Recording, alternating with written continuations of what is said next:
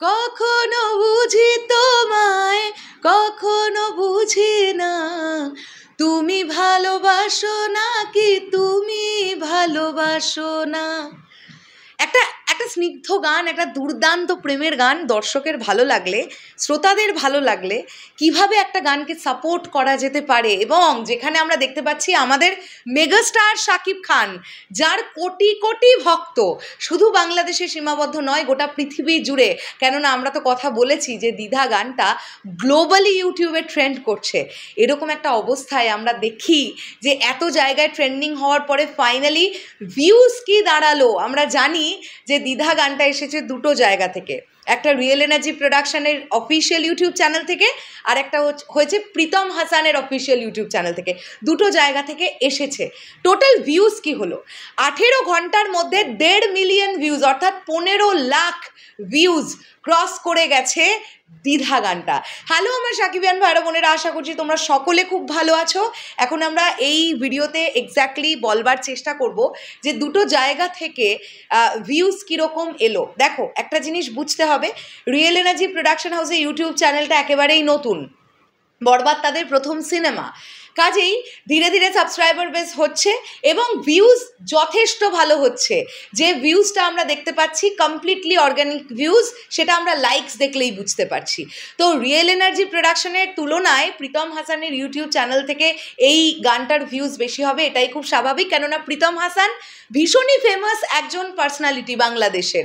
একদিকে এত ভালো গান করেন, অন্যদিকে অভিনয় করেন। তিনি প্রচণ্ড ভালো একজন, মানে প্রচণ্ড গুণী একজন মানুষ। তো প্রীতম হাসানের লাখো লাখো ফ্যান ফলোয়িং।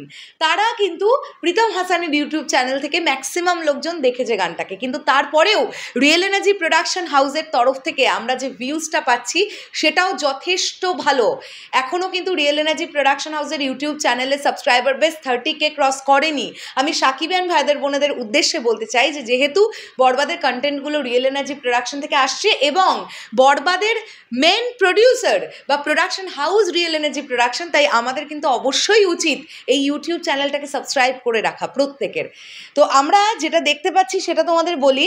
রিয়েল এনার্জি প্রোডাকশনের তরফ থেকে ভিউজ হয়েছে, আমি দেখি, একক দশক শতক হাজার অযুত লক্ষ, 3,70,656 জন ভিউজ হয়েছে। আমি যখন ভিডিওটা করছি তখন ইন্ডিয়ার টাইম অনুযায়ী বাজে দুপুর 1টা, অর্থাৎ বাংলাদেশে বাজে 1:30।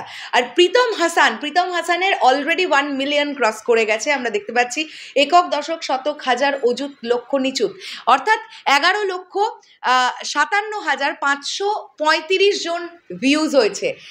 এখন হতে পারে যে আমি যে ভিউজটা তোমাদের বললাম তার থেকেও ওয়াইটি স্টুডিওতে গেলে হয়তো আরও বেশ খানিকটা বেশি ভিউজ দেখাবে, কেননা একসঙ্গে ইউটিউব নিতে পারে না এত ভিউজ। আমি গতকালই এটা নিয়ে কথা বলেছিলাম যে আসা মাত্রই কীভাবে দ্বিধা গানটা আসা মাত্রই ইউটিউবে ক্র্যাশ করে গিয়েছিল, তাই না?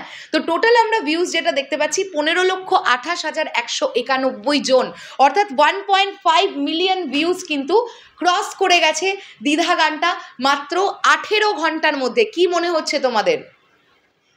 24 ঘন্টার মধ্যে, অর্থাৎ একদিনের মধ্যে কি 2 মিলিয়ন ক্রস করতে পারবে?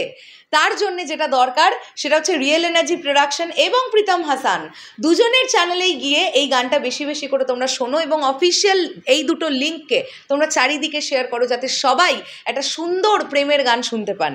আর তোমাদের কাছে কেমন লেগেছে দ্বিধা গানটা সেটা অবশ্যই কমেন্ট করে জানিও। দেখা হচ্ছে আবার খুব শিগগিরই নতুন কোনো ভিডিও নিয়ে। আর আজকে সন্ধ্যেবেলার দিকে একটা ব্লাস্টিং ইন্টারভিউ আসছে প্রযোজক শাহরিন আক্তার সুমির সঙ্গে। আমরা করেছি দ্বিতীয়বারের জন্য। তোমরা জানো ফার্স্ট ইন্টারভিউটা আমরা বম্বেতে বসে নিয়েছিলাম এবং সেকেন্ড ইন্টারভিউটা আমরা করেছি কলকাতায় বসে গতকাল। সো ওই ইন্টারভিউটা আজকে আসছে, তোমরা অবশ্যই দেখবে। ওটা একটা ব্লাস্টিং ইন্টারভিউ, অনেক কিছু জানতে পারবে তোমরা। টাটা।